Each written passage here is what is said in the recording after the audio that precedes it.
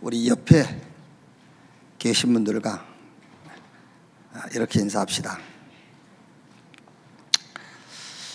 하나님이 하시는 일을 놓고 최고의 응답을 발견합시다.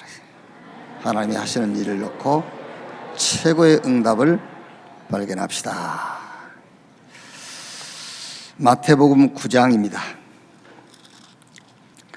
마태복음 9장 1절에서 8절 한 절씩 교독하겠습니다. 예수께서 배에 오르사 건너가 본 동네에 이르시니 침상에 누운 중풍병자를 사람들이 데리고 오거늘 예수께서 그들의 믿음을 보시고 중풍병자에게 이르시되 작은 자야 안심하라 내 죄사함을 받았느니라. 어떤 서기관들이 속으로 이르되 이 사람이 신성을 모독하도다. 예수께서 그 생각을 아시고 이르시되 너희가 어찌하여 마음에 악한 생각을 하느냐. 내 죄사함을 받았느니라 하는 말과 일어나 걸어가라 하는 말 중에 어느 것이 쉽겠느냐. 그러나 인자가 세상에서 죄를 사하는 권능이 있는 줄을 너희로 알게 하려 하노라 하시고 중풍병자에게 말씀하시되 일어나 내 침상을 가지고 집으로 가라 하시니 7절에서 8절 같이 읽겠습니다. 그가 일어나 집으로 돌아가거늘 무리가 보고 두려워하며 이런 권능을 사람에게 주신 하나님께 영광을 돌리니라. 아멘. 내 죄 사함을 받았느니라, 이런 제목으로 말씀을 나누겠습니다. 우리는 여러 가지 시대적 사건을 우리가 만나게 되지요. 이런 시대적인 사건 속에서 하나님이 하시는 일을 찾아야 돼요. 그게 응답이에요.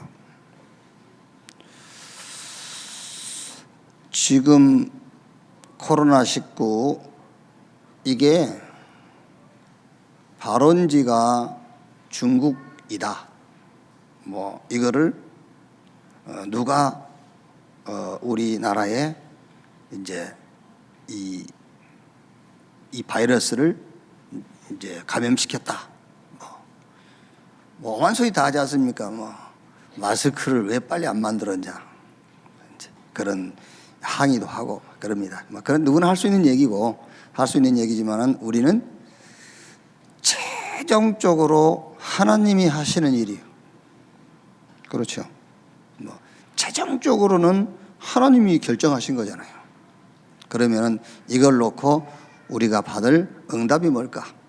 그래서 저는 제 개인적으로는 예배 회복이에요. 예배 회복. 이걸 놓고 지금까지 예배를 놓고 위협을 당하거나 아니면은 예배 금지령을 내린 적이 없잖아요. 6.25 그 전쟁을 일으킨 공산주의가 지배할 때 외에는요. 지금까지 우리가 예배하지 마 이렇게 금지령을 내린 적이 없어요. 그러다 보니까는 우리가 이 예배가 어떻게 보면은 너무 조금 가식적이고요, 형식적이고 습관적이고 이렇게 되거든요. 그런데 이번에 이 코로나19 이 사건을 통해서 우리가 자꾸 이 예배 모임 이런 것들에 대한 좀 자제를 요청받기도 하고, 또 성도님들이 교회에 나오는 이제 많은 사람들이 모이는 이런 장소를 회피하다 이렇게 하다 보니까는 예배가 뭐였는가 그거를 확인하게 되더라고요. 그래서 예배가 뭐냐? 히브리서 10장 19절에서 25절 그리스도의 피로 회복된 예배, 그리스도의 십자가 죽음을 통해서 회복된 예배, 그게요. 그냥 내가 구원받고 주일날이면 교회 와서 예배 드리고 말씀 듣고 그랬다가요, 이번에 한번 그 예배의 큰 원을 한번 생각이 된 거예요. 그게 예배구나. 어마어마한 거구나. 그리스도의 피 흘림과 십자가의 죽음이 없었다면 우리가 하나님 앞에 나가서 예배할 수가 없어요. 그런데 그 그리스도의 희생과 대속 사건을 통해서 우리가 하나님 앞에 나가서 드리는 그게 예배단 말이에요. 그것을 보고 예배 회복이라고 하는 거죠. 주일날 교회를 안 나오다가 주일날 교회 나왔다, 그게 예배 회복이 아니에요. 예배의 근본을 찾아서 누리는 겁니다. 예배 회복. 그러면 여러분, 예배가 어떻게 우리에게 주어진 것을 안다면은 우리가 예배 드릴 때마다 하나님은 영이시니 예배하는 자가 영과 진리로 예배할지니라, 그 말이 와닿았겠지요. 영과 진리로. 시편 100편 4절에 다윗이 감사함으로 그 문에 들어가며 찬송함으로 그 궁정에 들어가서 그에게 감사하며 그 이름을 송축할지어다. 또 시편 126편 1절에는 이렇게 표현했지요. 여호와께서 시온의 포로를 돌려보내실 때에 우리가 꿈꾸는 것 같아도다. 진짜 여러분, 저와 여러분이 여기 와서 지금 예배를 드리고 있다, 이게 꿈꾸는 것 같은 거예요. 그렇죠? 아무리 우리가 노력을 하고 애를 쓰고 발버둥을 쳐도 하나님 앞에 우리는 나갈 수 없어요. 그리스도의 피 흘리심, 십자가의 죽음을 통해서만 회복된 이 예배. 그러면 어떻게 예배를 회복하냐? 예배 회복을요. 혹시 여러분, 이번 이런 사태를 통해서 우리가 지금 모여야 되느냐, 아니면 모임을 조금 축소시켜야 되느냐, 어떤 교회들은 아예 모임 자체를 폐쇄하고 인터넷 통해서 예배하지 않습니까? 그게 믿음이 잘못됐다, 그런 말이 아니에요. 앞으로 다가올 미래 우리가 준비해야 되는구나. 뭐 공산화가 돼서 예배를 못 드리게 한다든가요, 그건 아니지요. 그건 아니지만 지난주 우리 메시지 나는 것처럼 4차 산업 인공지능 시대가 오면은 당연하게 모이는 모임이 자꾸 줄어들게 돼 있어요. 그래서 이 자꾸 모이는 것이, 모이기를 피하는 어떤 자들의 습관을 따라가지 말라니까, 잘못하면 이제 모임이 습관처럼 돼버린단 말이에요. 이제 모임이 중단되게 되고요. 이런 것들을 미리 대비해야 돼요. 어떻게 예배해야 될 것이냐. 그래서 혹시 우리 렘넌트들이, 여러분이 저 해외 유학을 갔다 왔는데 교회가 없어, 인근에. 그럼 어떻게 할 것이냐. 예배 드려야 되잖아요.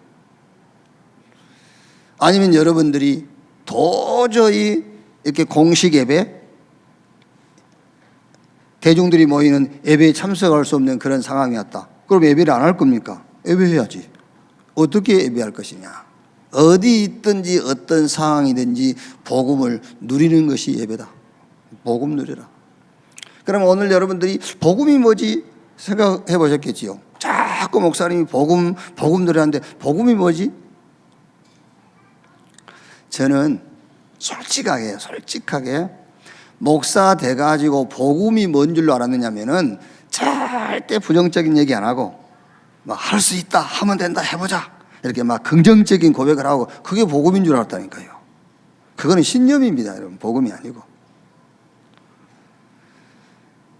오늘 복음이 뭔가 제가 얘기를 안 하겠습니다. 오늘 설교 듣다가 복음이 뭔가 확인하는 시간 되기를 바랍니다. 복음이 뭔지.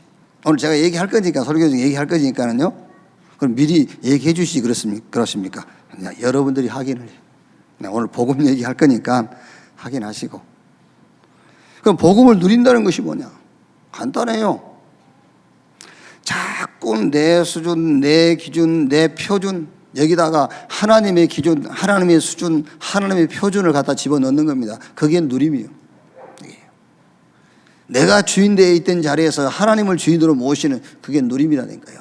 복음을 찾아내고 복음을 누리는 그것이 예배다. 어디 있든 간에 우리는 어디 시간표에 맞추는 것이냐? 전도라는 시간표에 맞추는 것이다. 어떤 상황에서 우리는 제자 키우는 시간표에 맞추는 것이다. 천지가 개벽에도 우리는 우리 후대 렘넌트 키우는 데다 시간표를 맞추는 것이다. 그게 예배라니까요. 지금 마태복음 8장부터는 치유 메시지가 계속 나오고 있어요. 근본적 치유, 구원부터 받아라. 구원 받았는데 육신의 질병, 생각 안 바뀔 수 있어요. 그래서 지속적 치유. 이 일과 환경으로부터 오는 응답이 있다니까요. 그래서 바울이 고린도후서 12장 1절로 10절, 하나님이 허락하신 바울 자기에게 주어진 가시 같은, 어느 정도 힘들었느냐? 사단의 가시 그랬거든요. 이게 떠나기를 3번 간절히 기도했는데 주님이 바울에게 이렇게 응답했어요. 바울아, 네 은혜가 네게 족하다. 왜? 약할 때 강함이라. 네가 약할 때 하나님의 능력이 머무를 수 있다. 그러니까는요, 지속적인 치유, 그리고 삶의 치유. 삶은 크게 3가지입니다. 먹는 것, 숨 쉬는 것, 움직이는 것. 그래서 음식, 호흡, 운동. 그게 삶이야. 이게 안 되면 삶이 안 되는 거잖아요, 사실은요. 그렇죠. 막 먹지. 숨 막 그냥 막 쉬지. 헐떡거리고 쉬지. 운동 안 하지. 그럼 삶이 안 되는 거지 뭐. 삶, 치유, 음식, 호흡, 운동. 자, 오늘 말씀을 좀 보겠습니다. 9장 1절 2절에 예수께서 배에 오르사 건너가 본 동네에 이루시니 침상에 누운 중풍병자를 사람들이 데리고 오거늘 예수께서 그들의 믿음을 보시고 중풍병자에게 이르시되 작은 자야 안심하라 내 제사함을 받았느니라. 중풍병자를 사람들이 데리고 왔단 말이에요. 그러니까 예수님께서 오늘 말씀대로 그들의 믿음을 보시고 소자야 안심하라 내 제사함을 받았느니라. 병 고쳐준 게 아니고 내 제사함을 받았느니라. 그러니까요, 거기 모이는 이제 서기관들, 바리새인 신앙을 갖고 있는 사람들이 있단 말이에요. 그 사람들이 3절에 어떤 서기관들이 속으로 이르되 이 사람이 신성을 모독하도다. 이 사람들의 생각을 이제 예수님이 이제 아신 거죠. 아시고 4절 5절에요. 이렇게 질문합니다. 예수께서 그 생각을 아시고 너희가 어찌하여 마음에 악한 생각을 하느냐 내 제사함을 받았느냐 하는 말과 일어나 걸어가라 하는 말 중에 어느 것이 쉽겠느냐. 자, 어느 게 쉽죠? 어느 게 쉽겠어요? 내 제사함을 받았느니라는 말과 중풍병자에게 네 침상을 들고 걸어가라고 하는 말, 그러니까 제사함을 주신 것과 병 고치는 것과 어느 게 쉽겠냐? 이게 여러분이 해야 될 질문이에요. 어느 게 쉽겠어요? 네? 대개 다 거의 병 낫는 게 어렵다고 하겠죠. 제사함 받는 게 쉽다 하겠죠. 왜 그러죠? 아니, 나는 제사함 받았는데 문제는 계속 해결 안 되고 있거든요. 그러니까 문제 해결 안 되는 것이 더 어렵다고 생각하는 거예요. 그게 여러분의 신앙이에요. 그게 틀린 신앙이란 말이에요. 제사함 받는 게 쉽겠어요? 중풍병 낫는 게 쉽겠어요? 중풍병 낫는 것이 1000배, 만배, 억만배 쉬워요. 제사함 받는 것은 어렵다가 아닙니다. 제사함 받을 수 없는 거예요. 그게요. 그러니까 예수님께서 하신 말씀입니다. 야, 이 사람들아, 나도 쉽게 하고 싶지. 나도 쉽게 하고 싶지. 나도 제사함 받으라는 것보다 병 고치고 싶지. 쉬운 걸 하고 싶지. 그런데 6절에 말하겠죠. 내가 제사라는 권세, 내게 하나님의 속성, 내가 하나님이라는 것을 너희로 알기 위해서 어려운 것부터 했다고 말이잖아요. 제사함부터 했다. 여러분 개인이 한번 질문해 보세요. 제사함 받은 것이 쉽겠는가? 지금 내가 문제라고 생각하는 이 문제 해결하는 것이 쉽겠는가? 제사함 받는 게 쉽다고 대답할 겁니다. 왜? 제사함 받았는데도 내 상황은 안 바뀌고 있고 내 문제는 해결 안 되고 있으니까는 이게 어렵다고 생각하겠죠. 그렇죠? 제사함 받는 것이 쉬운데 남편 버릇 고치는 것은 어렵잖아요. 그러니까 제사함 받는 것보다 남편 버릇 고치는 것이 더 어렵다고 생각한 거예요. 그게 잘못된 신앙이라니까요. 그게. 어떤 애 키우는 애기 엄마가 저녁에 집에 들어온 강도를 맨손으로 때려잡았다 안 합니까? 그래서 물어봤대요. 어떻게 여자의 몸으로 그런 강도를 잡을 수 있었느냐? 그 부인이 하는 대답입니다. 저녁에 술 처먹고 들어온 남편인 줄 알고 줍혔대요. 강도인 줄 알았으면 어떻게 줍혔겠습니까? 늦게 술 먹고 들어온 남편인 줄 알고 줍혀버렸네. 그게 강도라. 그리고 잡아버린 거예요, 강도로. 여러분, 자꾸 자꾸 질문해 보세요. 신앙생활에. 오늘 예수님께서 질문하지 않습니까? 이 사람들아, 내가 제사함 받는 것과 중풍병에서 나는 거 어느 게 쉽겠냐? 이거 다 우리는 내 문제 해결하는 것이 어렵다고 생각합니다. 아닙니다. 제사함 받는 게 어려운 거예요. 그게. 지난주에 제가 질문했지 않습니까? 말씀을 들을 때에 내 문제와 관계성이 있는 성경 구절이 설교 중에 나왔다. 그것과 내 문제와 전혀 관계없는 성경 말씀이 나왔다. 어느 게 더 큰 응답이겠는가? 물론 내 문제와 관계 있는 메시지가 나오는 것도 응답이지만은 내 문제와 전혀 무관한 말씀이 강단에서 나오는 것이 더 큰 응답이에요. 아시겠죠? 그게 더 큰 응답입니다. 그게요. 그러면은 매주 응답받는 거예요. 그런데 내 문제와 관계성이 있는 말씀만 찾으려고 한다면은 매주 응답받을 수가 없죠. 내 문제와 관계된 성경 구절이 나올 때만 응답이고 그 외에는 응답이 아니죠. 하나님의 생각과 우리 생각은 다르기 때문에 하나님의 말씀을 응답으로 붙잡아야 돼요. 아시겠죠? 자, 오늘 말씀 속에서 확인할 수 있는 것이 있습니다. 오늘 말씀 속에서 뭘 확인할 수 있느냐? 모든 문제의 원인, 죄. 모든 문제 해결의 시작, 제사함.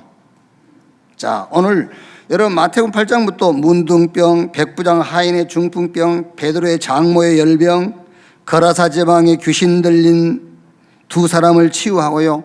오늘 중풍병을 고치고 쭉 읽어보면은 갈리의 죽은 딸을 살리고 혈류증 여인을 치유하고 또 소경의 눈을 뜨게 하고 벙어리를 고치고 수많은 병자를 치료해요.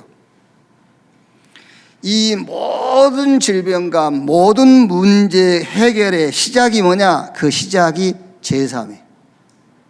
이 모든 문제의 원인이 뭐냐? 죄. 오늘 말씀 속에 이거를 꼭 확인하셔야 돼요. 모든 문제의 원인, 죄. 모든 문제 해결의 시작이 제사함. 오늘 받을 메시지는 죄와 제사함의 성경적 의미인데 우리 기독교 신앙에 제일 이해돼야 할 게 있다면은 성경적인 죄의 의미와 제사함의 의미요. 그래서 모든 종교는 고통이 문제입니다. 그러나 성경은 죄가 문제라고 하고 있어요. 자, 그럼 첫째로 죄의 의미. 자, 이 부분에 있어서 여러분 결론부터 내드리면요, 안 될 수밖에 없는 모든 것을 포함한 단어가 죄라는 단어예요. 안 될 수밖에 없는 모든 조건을 다 품고 있는 단어가 죄. 갈라디아 3장 22절에 그러나 성경이 모든 것을 죄 아래 가두었으니 이는 예수 그리스도를 믿음으로 말미암는 약속을 믿는 자들에게 주리 함이니라. 모든 것을 죄 아래 가두어놨다. 자, 그러면 성경이 말하는 죄가 뭔가? 창세기 1장 27절 28절에 하나님이 자기 형상 곧 하나님의 형상으로 인간을 창조하시고 그들에게 복을 주시며 생육, 번성, 충만, 땅을 다스리고 정복해라. 자, 그래 놓고는 2장 16절 17절에 이렇게 말씀합니다. 이건 먹지 마. 먹는 날에는 먹는 그게 죄예요. 먹는 날에는 죄. 정령 반드시 죽으리라. 그게 결과예요. 그런데 창세기 3장 1절 5절에 타락한 천사 사단의 말을 듣고 그걸 먹었어요. 죄. 그래서 그 죄의 결과로 죽음. 자, 그러면 죄는 죽음인데 죽음이 뭐냐? 죽음의 상태. 거기에 하나님을 떠난 거예요. 죄는 죽음인데 죽음의 상태가 어떤 상태냐? 하나님을 떠난 겁니다. 자, 스스로 판단하고 스스로 계획하고 스스로 기준을 세우고 말하자면은 주인이 된 거예요. 그게 하나님을 떠난 상태입니다. 얼마나 힘들겠어요? 얼마나 힘들겠어요? 하나님 떠난. 그래서 예수님께서 마태복음 11장 28절에 수고하고 무거운 짐진 자들아 다 내게로 오라. 내가 너희를 편히 쉬게 하리라. 창세기 4장에 동생을 죽일 만큼 인생이 힘든 겁니다. 그게 가인 아닙니까? 얼마나 인생이 힘들었으면 살인하겠어요. 그게 힘든 인생이죠. 창세기 6장 인간이 주인된 세상 네피림 시대와 홍수재앙이에요. 성공한 것처럼 보입니다. 창세기 11장 바벨탑. 여러분, 시진핑 성공했지요. 트럼프 성공했지요. 아베 성공했지요. 문재인 성공했지요. 성공한 겁니까?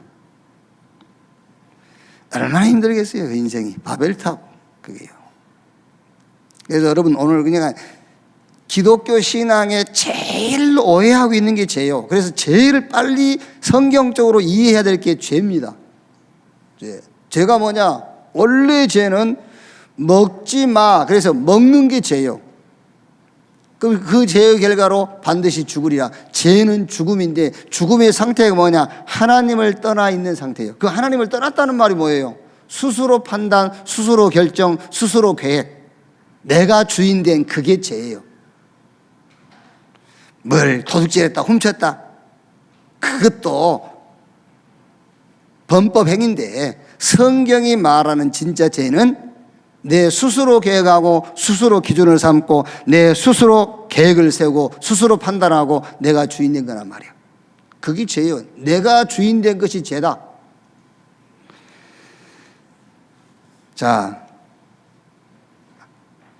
성경 노마서를 가지고 한번 죄를 확인해 보면요, 노마서 3장 10절에 의인은 없나니 하나도 없다.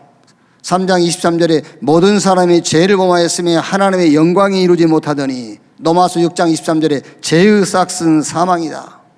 그 죄가 어떤 죄냐? 자, 노마서 5장을 한번 펴보십시오. 신약성경 노마서 5장.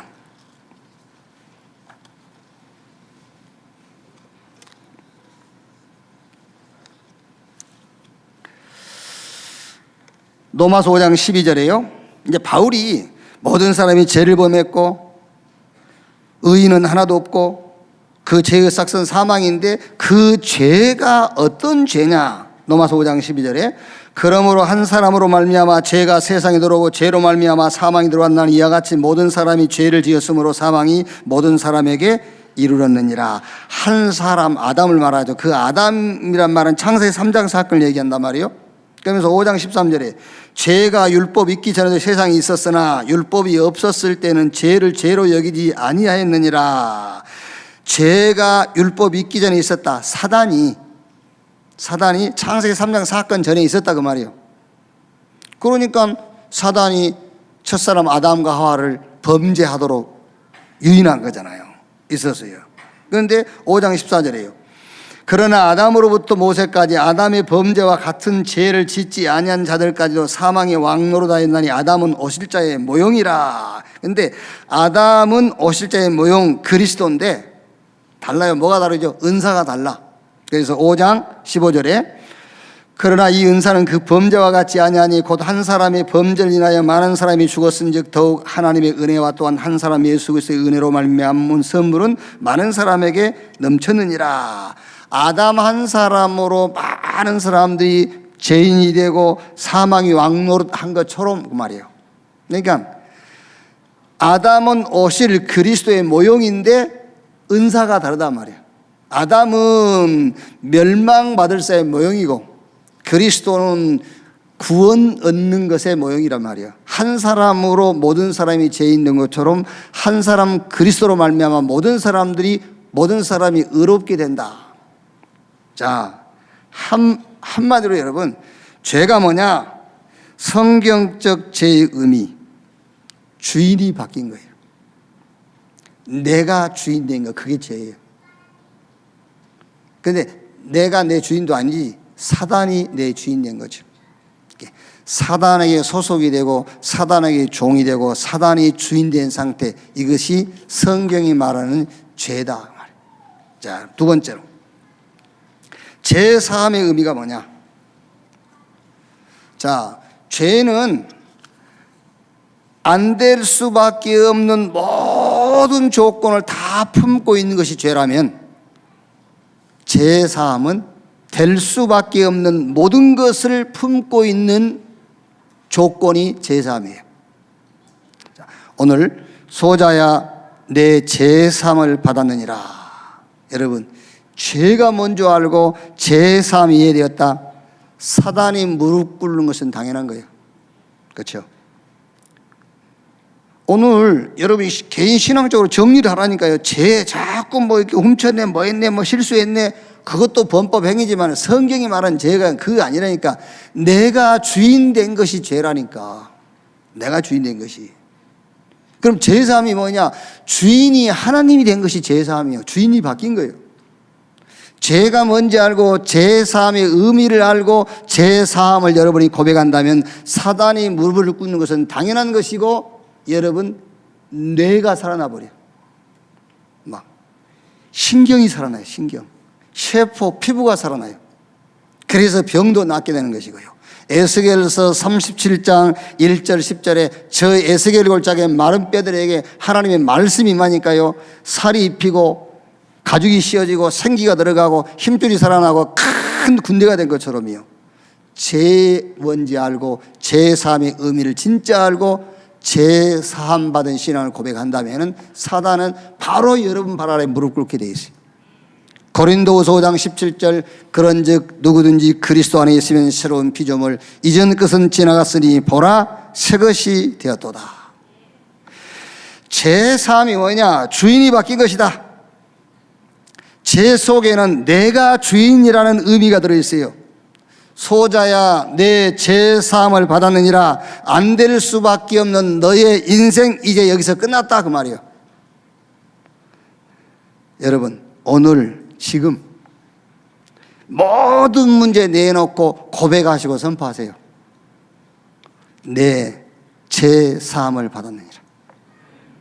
진짜 오늘 하라니까. 지금 여러분이 문제라고 생각할 그건 내놓고 오늘 이 신앙 고백하라니까. 내 제3을 받았느니라. 주인이 바뀌었다. 이 문제 놓고 주인이 바뀌었다고 고백하세요. 제3 그 말이 그 말입니다. 주인이 바뀌었어요. 안 될 수밖에 없는 내 인생이 이제 끝났어. 내 제3을 받았느니라. 모든 문제가 해결되고 모든 일이 풀리는 시작. 내 제3을 받았느니라. 주인이 바뀐 겁니다. 하나님이 나의 주인. 이제 우리의 신분이 바뀌었어요. 영접하는 자, 곧 그 이름을 믿는 자, 하나님의 자녀. 우리의 신분은 하나님의 자녀. 사단과의 관계가 끝났어요 이제. 요한일서 3장 8절 죄를 짓는 자는 마귀에 속하나니 마귀는 처음부터 범죄함이라. 하나님의 아들이 나타나신 것은 마귀의 일을 멸하려 하심니라. 소자야 내 제3을 받았느니라. 그게 오늘 성경에 나와 있는 중풍병자와 관계에 있는 메시지가 아니에요. 크고 작은 문제를 안고 수고하고 무거운 짐을 지고 고민하고 갈등하고 방황하는 나에게 주는 메시지예요. 내 제3을 받았느니라. 주인이 바뀌었다. 네 인생에 그렇게도 안 되던 모든 조건은 끝났다. 내 제3을 받았느니라. 모든 응답의 시작, 내 제3을 받았느니라. 자, 세 번째. 이제는 숙제가 하나 있어요. 이제 죄가 뭔지 알았지? 그러니까 죄가 뭔지도 모르고 제3 받은 겁니다. 교회 다니면서. 또 환장할 일이지. 그렇지 않습니까? 죄가 뭔지도 모르고 제3 받은 거예요. 맨 옛날에 뭐 못된 짓 하고 나쁜 짓 한 거 그거 용서받았다. 죄가 뭔지도 모르고 제3 받은 겁니다. 그게요. 여러분 우리가 구원받지 못하면은요, 나와서 앉아 있어도 그거는 예배 아닙니다. 우상이 하나님 우상을 섬기고 있는 겁니다. 혹시 여러분이 누굴 전도해가지고 끌고 왔는데 이 사람이 아직 구원 못 받았어. 하나님 자녀 아니야. 앉아있지만 그 사람은 예배하는 게 아닙니다. 하나님이라는 우상을 섬기고 있는 거예요. 아시겠죠? 죄가 뭔지도 모르고 제3 받았대요. 아닙니다. 죄, 내가 주인 된 게 죄예요. 실상은 사단이 내 주인 된 게 죄예요. 제3이 뭐냐? 내 주인이 하나님이 된 거예요.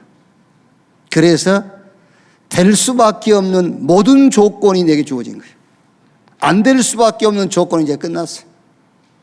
소자야 내 제3 받았느니라. 안 될 수밖에 없는 너의 인생 여기서 끝났다. 이제 하나만 남아 있습니다. 뭐냐? 도전해야 돼요. 뭘 도전하느냐? 9장 6절 7절에요. 그러나 인자가 세상에서 죄를 사하는 권능이 있는 줄 너희로 알게 하려 하노라 하시고 중풍병자에게 말씀하시되 일어나 내 침상을 가지고 집으로 가라 하시니 그가 일어나 집으로 돌아가거늘. 이제 하나만 남았으면 숙제입니다. 내 침상을 들고 일어나 집으로 가라. 그것만 남았어요. 그것만 하면 돼요. 어떻게 할 것이냐? 제사함의 약속. 오늘 이 중풍병자가요, 자신의 기준, 자기 수준, 자기 조건에 비추어 행동한 게 아니에요. 그죠? 예수님께서 소자야 안심하라 내 제삼 받았느니라, 이 메시지 받기 전에 중풍병자의 생각과 지금 내 제삼 받았느니라 이 메시지 받은 이후의 생각은 달라요. 그렇죠? 내 제삼 받았느니라 그 전의 생각과 기준과 수준과 내 제삼 받았느니라 이후의 생각 기준 다르다니까요. 뭐에 도전해야 되느냐 하면은 내 제삼을 받았느니라 이후의 기준, 수준, 생각을 가지고 도전해야 돼. 제삼 받은 사람이 아직도 제삼 받기 이전에 기준, 수준, 행동 가지고 그대로 삽니다. 내 수준 가지고, 내 기준 가지고. 아닙니다. 이제 여러분들은 도전해야 돼요. 제삼 받은 자들이잖아요. 그게. 지금도 여러분이 힘이 안 난다면 지금 제의 의미를 모르고 있고 제삼의 의미를 모르고 있는 거, 힘이 안 난단 말은요, 전에 들었던 얘기 아닙니다, 여러분. 그게요. 힘이 안 날 수밖에 없죠. 맨날 옛날에 용서받은 거 또 용서받고 앉아있으니까. 그게요. 그거 아니라니까. 내가 주인이었어요. 힘 빠질 수밖에 없어요. 얼마나 인생 힘들겠어요. 내가 주인이, 내가 계획해야지, 내가 판단이, 내가 결정해야지. 얼마나 힘들겠어요. 그러니까 결국 사람 죽일 수밖에 없지. 그래야 살아남으니까 지가. 남을 죽여야 살아남는 겁니다. 내 인생 내가 살아야 되니까. 그러니까 결국은 네피림 시대 오고 재앙 시대 오게 돼 있어요. 성공한 것처럼 바벨탑이라니까. 자, 도전하십시오. 막 할 수 있다, 하면 된다, 해보자, 그거 아니에요. 그 도전 말고 제사함을 받은 이후에 내게 주어진 몇 개 있어요. 하나님이 주신 것, 그것을 기준으로 수준으로 삼고 행동하는 여러분 되시기를 주님의 이름으로 축원합니다. 신분과 권세가 주어졌잖아요. 이제 제사함 받고 나면은 진짜 우리에게 신분, 새로운 신분이 위에서 주시는 권능이 주어진 거예요. 성삼위 하나님이 나와 함께 하시는 신분.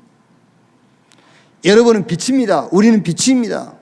그래서 빛이 가는 곳마다 무너지고 꺾일 수밖에 없는 어두움, 그 능력이 우리에게 와 있다니까요. 제삼 받은 이후에. 그래서 뭐에 도전한, 뭐만 이제 우리 신앙생활의 숙제로 남아있느냐 하면은 제삼 이후에 주어진 신분과 권세와 권능을 사용하는 것이다. 그것만 우리의 숙제로 남아있는 거예요. 배경 어마어마합니다, 여러분. 하나님의 나라. 사람이 어쩔 수 없잖아요. 무슨 일이 하나 생기면은요, 내 가족 중에, 우리 친척 중에, 우리 동문 중에, 아니면 내 가까운 지인 중에 이 분야에 조금 힘 있는 사람 없나, 그걸 찾게 되잖아요, 우리가요. 그렇지 않습니까? 그래서 뭐 경찰에 관계된 일이 생기면은요, 우리 경찰 간부가 없나 이렇게 찾게 되고요. 당연히 그렇게 되죠. 또 이제 그가 연결되면 약간 도움도 되고 이제 그러니까요, 찾게 되죠. 그게 배경이란 말이에요. 배경을 거기서 찾지 말고 성경에서 찾으세요. 배경 하나님의 나라. 히브리서 1장 14절, 천사는 부리는 영으로 구원받은 후사들을 섬기라고 보낸 영이 아니뇨. 우리는 그게 익숙하지 않죠. 사회 구조 속에서 우리의 배경을 찾는 것은 익숙해져 있어요. 그렇죠. 한두 번씩은 체험이 있었으니까. 거기. 그런데 성경에서 우리 배경을 찾는 것은 익숙해져 있지 않죠. 왜? 체험을 못 해봤으니까. 성경의 우리의 배경, 천사, 천군, 하나님의 나라. 천사는 구원받은 자를 도우라고 그랬어요. 구원받은 후사를 도우라고 보낸 영이 아니뇨. 이 배경을 찾는 사람들이 성경에서 기적을 체험한 사람들이잖아요. 열왕기하 19장 35절 히스기야 그 배경을 찾아 누렸지 않습니까? 저 사자굴 속의 다니엘 그 배경을 찾아 누렸어요. 초대교회 베드로는 옥에 갇혔고 교회는 그를 위하여 간절히 주께 빌더라. 그 저녁에 옥문 열리고 헤롯은 불러가 버리고요. 왜? 주께서 주의 사자 믿는 자의 배경을 보냈다니까요. 소자야 내 제사함을 받았느니라. 제사함 받은 이후에 주어진 기준, 수준, 조건을 가지고 모든 현장에 도전하는 여러분 되시기를 주님의 이름으로 축원합니다. 자, 결론. 죄가 뭐냐? 내가 주인 된 것이 죄다. 성경이 말하는 죄입니다. 내가 주인 된 것이 죄다. 뭐 좋을 대로 하세요. 여러분 신앙대로. 나는 조금이라도 국회가 정한 법은 어기지 않고 살겠다. 좋아요. 그렇게 살면은. 그러나 내 인생의 주인은 나다. 그렇게 사시든지.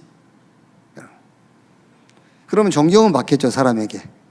존경은 받겠고, 이제, 칭찬도 듣고 그러겠죠. 그러나, 심각할 겁니다, 영적 문제는. 눈에 보이지 않게 심각한 영적인 문제가 파고들 것이고요. 어마어마한 영적 문제로 어려움을 오게 될 겁니다. 죄 뭐냐? 성경이 말하는 죄. 내가 내 주인 된 거예요. 아시겠죠? 그래서 결국은 사단에게 종노릇하고 사는 거예요. 그게 죄예요. 그게. 그러면 죄사함이 뭐냐? 그 반대입니다. 이제 내가 주인이 아니라 하나님이 나의 주인 된 것이다. 죄사함. 그냥 끝입니다, 여러분. 말이 짧아서 그렇지 많은 의미들을 한번 생각해 보세요. 하나님이 나의 주인. 그죠? 하나님이 나의 주인이라면 지금까지 실패할 수밖에 없었던 모든 조건들이 그날로 끝난 거예요. 이제는요. 안 될 수밖에 없는 모든 조건들은 거기서 이제 끝난 겁니다. 하나님이 나의 주인. 이제 될 수밖에 없는 모든 문들이 시작된 거예요. 그게요. 어떻게 이제 신앙생활을 할 것이냐. 죄는 나와 상관없이 와버린 것이고요. 아담으로부터. 제사함은 내 노력, 내 조건, 아무 무조건적으로 하나님이 내게 은혜를 주신 것이고, 이거는 깨달으면 되는 겁니다. 근데 이제는 이제 우리가 믿음을 가지고 도전해야 돼요. 어떤 도전입니까? 주인 되신 하나님의 것으로 세상에 도전하는 것이다. 아시겠죠? 성삼위 하나님이 나와 함께. 내 신분은 하나님 자녀. 안 바뀌어요. 그 신분은요. 배경은 천국, 하나님의 나라. 천군 천사, 나의 배경. 이것을 체험한 사람들이 성경의 7명의 렘넌트, 히브리서 11장에 나와 있는 16명의 이름, 로마서 16장의 사람들. 이 사람들이 그 시대의 현장 정복하고 그 시대를 살렸어요. 죄 의미를 알고 제사함의 축복을 가지고 제사함 받은 이후에 하나님이 내게 주신 그 도구를 가지고 현장에 세상에 도전하는 여러분 되시기를 주님의 이름으로 축원합니다. 그래서 여러분의 이름이 어디다가 남기면 되느냐? 성경에는 이름 쓸 수는 없어요. 쓰기 하지. 내 성경 갖다 내 이름 쓰면 되니까. 거기는 남길 수 없어요. 그러나 전도운동 렘넌트 키고요. 237 다민족 사진은 거기에 여러분의 이름 남길 수 있기를 주님의 이름으로 축원합니다. 기도하겠습니다. 하나님 감사합니다. 모든 문제, 안 될 수밖에 없는 모든 것을 품고 있는 죄, 될 수밖에 없는 모든 조건을 품은 제사함, 이 비밀을 알게 하시고 이 축복을 주신 것 감사합니다. 이제 제사함 받은 자에게 주어진 하나님의 것을 가지고 현장의 세상의 시대에 도전할 수 있는 자들이 되게 하여 주옵소서. 완전히 가는 곳마다 사단이 무릎 꿇음을 체험케 해 주시옵소서. 시공간을 초월한 일당 천의 응답이 체험되어지게 하여 주옵소서. 지금까지 눌려 있었던, 지금까지 풀리지 않았던 모든 상황과 일과 조건들이 풀리는 제3의 축복이 개인에게 나타나게 해 주시옵소서. 우리의 이름이 한 시대를 놓고 전도자의 명단에 이름을 남기도록 주님이 역사해 주시옵소서. 여러 가지 시대적 질병, 또 여러 가지 전염병으로 전 세계가 소통이 끊어지고 여러 가지 헛소문과 틀린 지식들이 난무하고 있습니다. 이때에 절대 지식, 유일한 지식, 최고의 지식 대신 그리스도로 충만케 해 주시옵소서. 우리의 모든 시간표를 사람 살리는 전도운동에 두게 해 주시옵소서. 렘넌트 키우는 그 일에 우리가 더 기도하고 힘을 모으도록 축복해 주시옵소서. 그리스도이신 예수님의 이름으로 기도하옵나이다. 아멘.